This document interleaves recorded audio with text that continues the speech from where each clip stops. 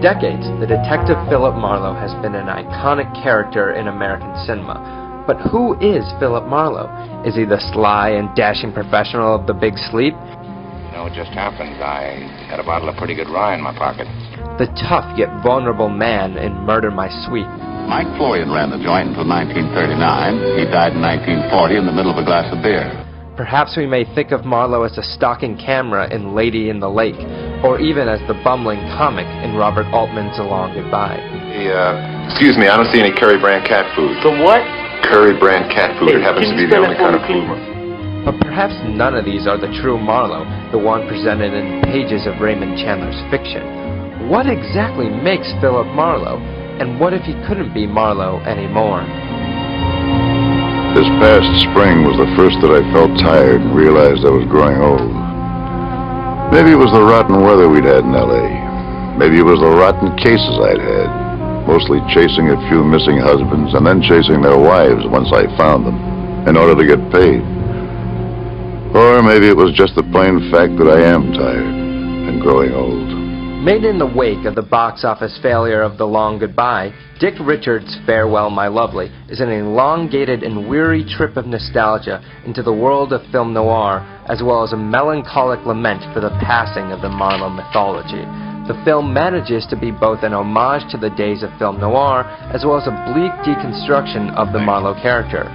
Richards and screenwriter David Zella Goodman create something quite the opposite of Robert Altman's film, which had a zany and esoteric approach, placing the classic hero in the modern age. Instead, they would transport us back to a slower time, but move Marlowe forward.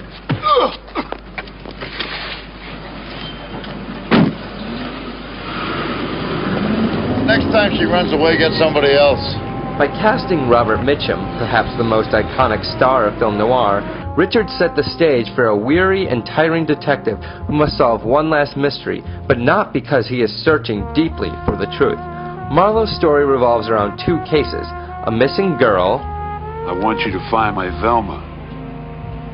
I ain't seen her in 7 years. And a sour deal that leaves a client dead. But Marlowe's interest in both these cases is less motivated by pride or the professionalism of film adaptations past. Here, instead, it is guilt. An added character from the novel, Tommy Ray, is murdered early in the story, and Marlowe continually reminds us that this is why he can't let go of the case. You've got to let me go. Otherwise that kid of Tommy Ray's is going to haunt me for the rest of my life for letting him kill his old man. He will, you know. But Marlowe seems more inefficient than ever. He gets clocked, drugged, beaten, and saved by others at every moment. He also takes time out of his casework to find out the latest news about Yankee baseball star Joe DiMaggio. DiMaggio could tie and break the record if he hit in both games. I could hardly wait to get to my radio. During the summer of 1941, when the film is set, DiMaggio was on a legendary hitting streak, still the longest in baseball history. Marlowe identifies with DiMaggio's record not out of the talent, but the player's ability to soldier on one hit at a day.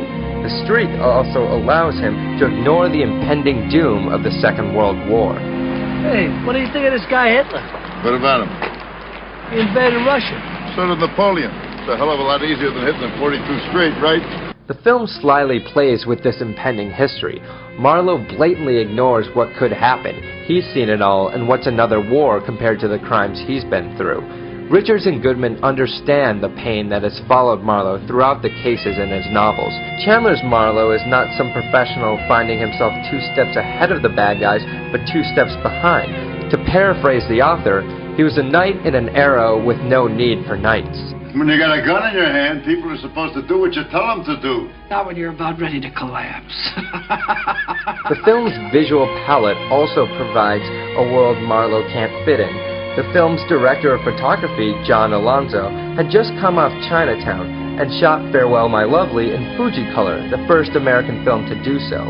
These textures not only give the film a soft 1940s-like palette, but give these intense colors that seem to soak Marlowe in blood red throughout the film. This is not film noir, but film rouge, with Marlowe unable to escape these distorted colors that now frame his world. Goodman also changed the background narrative of the film by making race and gender a larger issue than either the film's original adaptation in 1942 or even the novel by Chandler. The writer not only added additional African American and Asian American characters, but changed Amthor from a card-reading psychic into a butch lesbian who runs a whorehouse. Such revisionism displaces Marlowe even further from the social pariahs he is often identified with in the classic Hollywood films. His identity as a straight white male in the lower class seems more out of touch than usual, like a walking relic of an older time. Like The Long Goodbye, Farewell My Lovely revels in its Hollywood nostalgia. Marlowe makes a number of glib remarks containing cinematic references to classic films. Why the hell do you care so much about him? I don't know. Ever since I saw that movie King Kong, I've been a sucker for any gorilla that falls in love with a girl. And the film's visual style includes a number of references to the Marlowe films. Even Jim Thompson, the writer of many classic crime novels from the 1950s, as well as Stanley Kubrick's The Killing, makes a brief cameo. But he, like Marlowe, is too old to be a force within the narrative, and instead played for a patsy. But the most fascinating aspect of Farewell My Lovely is Mitchum's drained and battered performance. Like his work in The Friends of Eddie Coyle, Mitchum embodies his ghost throughout the film. Pauline Kael once referred to Mitchum as an actor who wore a gut as a badge of honor.